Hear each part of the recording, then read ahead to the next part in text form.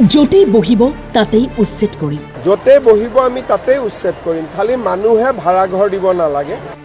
কেৱল মানুহে আশ্ৰয় দিব নালাগিব। উচ্ছেদক লৈ কঠোৰ মুখ্যমন্ত্ৰী। মানুহে আশ্ৰয় দিব নালাগে। মানুহে যদি নিজৰ ভাড়া ঘৰ দিয়ে তেতিয়াতো আৰু আমি উচ্ছেদ কৰিব নোৱাৰোঁ। অসমত অবৈধ বেদখলকাৰীৰ বিৰুদ্ধে কঠোৰ হৈছে চৰকাৰ।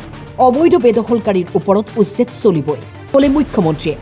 উজনি অসমৰ মাটিত যদি কোনো লোক বহি আছে তেন্তে শীঘ্ৰেই সেই ঠাইৰ পৰা উঠাই দিয়া হ'ব।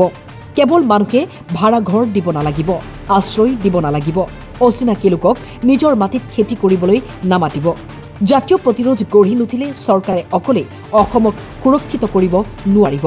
মুখ্যমন্ত্ৰীয়ে এভিকশ্যনক লৈ কৰিলে ডাঙৰ মন্তব্য। আমি আহিব দিব নালাগে।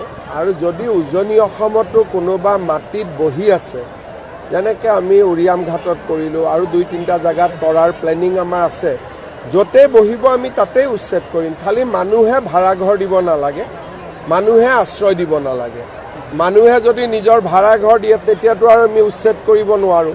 সেইকাৰণে যোৱাকালি মোৰ ভাষণত মই কৈছোঁ যে চৰকাৰে অকলে অসমক সুৰক্ষিত কৰিব নোৱাৰে, সকলোৱে তাত অৱদান জনাব লাগিব। ভাড়াতীয়াই ভাড়া দিব নালাগিব, ইণ্ডাষ্ট্ৰিয়েলিষ্টে কাম দিব নালাগিব, ঠিকাদাৰে কাম দিব নালাগিব।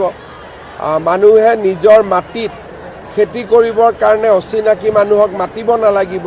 ই এটা জাতীয় প্ৰতিৰোধ এটা গঢ়ি উঠিব লাগিব। আমি আহিব দিব নালাগে। আৰু যদি উজনি অসমতো কোনোবা মাটিত বহি আছে, যেনেকৈ আমি উৰিয়াম ঘাটত কৰিলোঁ আৰু 2-3টা জেগাত কৰাৰ প্লেনিং আমাৰ আছে, য'তেই বহিব আমি তাতেই উচ্ছেদ কৰিম। খালি মানুহে ভাড়া ঘৰ দিব নালাগে, মানুহে আশ্ৰয় দিব নালাগে। মানুহে যদি নিজৰ ভাড়া ঘৰ দিয়ে তেতিয়াতো আৰু আমি উচ্ছেদ কৰিব নোৱাৰোঁ।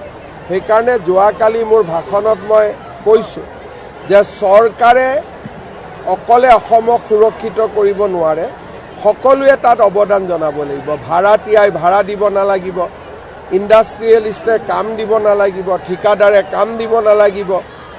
মানুহে নিজৰ মাটিত খেতি কৰিবৰ কাৰণে অচিনাকি মানুহক মাতিব নালাগিব।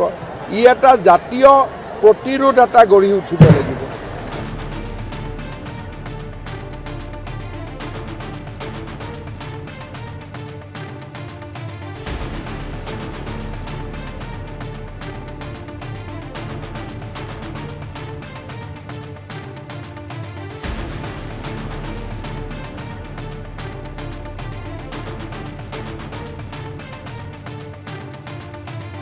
News desk, time 8।